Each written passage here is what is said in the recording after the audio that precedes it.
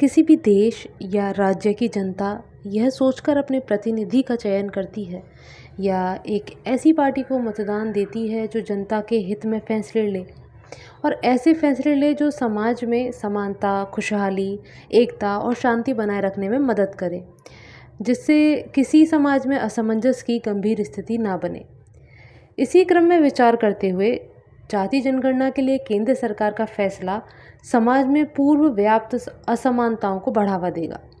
एक तरफ जहां केंद्र सरकार हिंदुत्व के लिए या कहें हिंदुत्व के नाम पर बढ़ चढ़कर बोलती है, वहीं दूसरी ओर हिंदू समाज को एक साथ लाने के स्थान पर बांटने का कदम उठा रही है। यदि हम हिंदुत्व की बात करें तो वर्तमान समय में जैसा प्रचलित है, ऐसे कोई जाति का आधार ही नहीं था।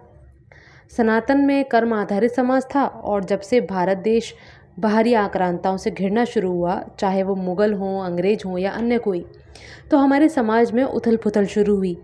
साथ ही जाते जाते ब्रिटिश साम्राज्य ने यह उथल पुथल जाति के रूप में स्थिर कर दी। जब हम उनको और उनकी गुलामी को धिक्कारते हैं तो अभी भी हम ये जाति आधारित समाज क्यों ढो रहे हैं? जाति समाज को केवल बांटने का काम कर रही है। जाति को बढ़ावा देने से हिंदू कभी एक नहीं होगा। यदि जातिगत भेद रखना ही है तो आप हिंदुत्व का सहारा क्यों लेते हैं? अन्य राजनीतिक पार्टियों की तरह आप भी खुलकर बोलें, हमें भी भ्रम नहीं रहेगा कि हमने अपना वोट सही दिया या गलत। आप एक तरफ अन्य मजहबी तुष्टीकरण का काम करते हैं तो दूसरी तरफ जाति जनगणना और जातीय बढ़ावा। तो फिर आपको हिंदुत्व का सहारा लिए बिना राजनीति करनी चाहिए। कम से कम हिंदुओं का भ्रम टूटेगा। सेकुलर हिंदुओं का तो कुछ नहीं होगा, पर सच्चे सनातनी अपना रास्ता चुन सकेंगे। इस जनगणना के लिए तर्क दिया जा रहा है कि कल्याणकारी योजनाओं में लाभ मिलेगा, शिक्षा, रोजगार, आरक्षण, इनको निश्चित करने में मदद मिलेगी, सियासी परिदृश्य बदलेगा। पर क्या कल्याणकारी योजना जाति के आधार पर ही बन पाएंगी या वास्तव में जिनको कल्याण की आवश्यकता है ऐसी जनसंख्या को चिन्हित करके उनको लाभ दिया जाएगा?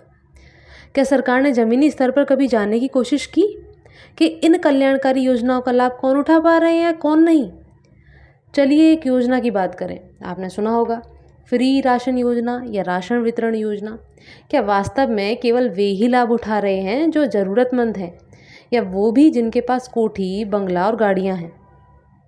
दूसरा, शिक्षा, रोजगार, आरक्षण। क्या सभी SC ST वर्ग के लोग आर्थिक रूप से कमज़ोर हैं? और क्या सभी सामान्य वर्ग के लोग आर्थिक रूप से सशक्त हैं? फिर जातिगत आरक्षण के मायने क्या हैं?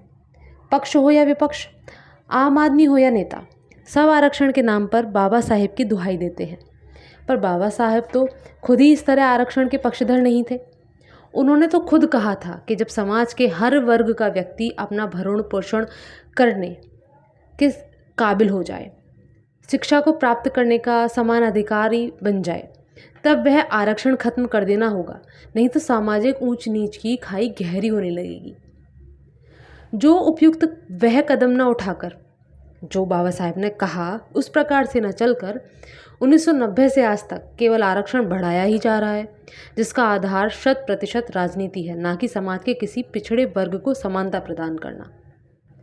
अरे जातियों में बांटकर तो आप खुद ही असमानता फैला रहे हो। नहीं चाहिए ऐसे समाज। क्या आपको चाहिए? सोचिए खुद से।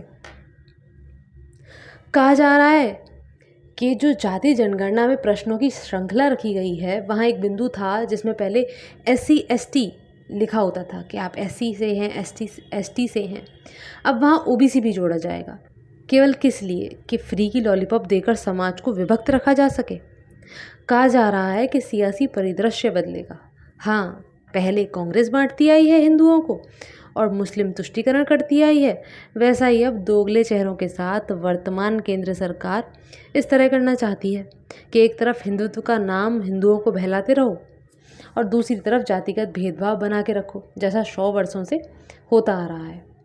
फिर क्या ही फ़ायदा विपक्ष को बातें सुनाने का और कमियां निकालने का, जब आप खुद ही उसी राह पर हैं, वह भी बड़े गर्व के साथ। अभी भी समय है मेरे सनातनी भाई बहनों। कोई सरकार काम नहीं आएगी, कोई साथ नहीं देगा।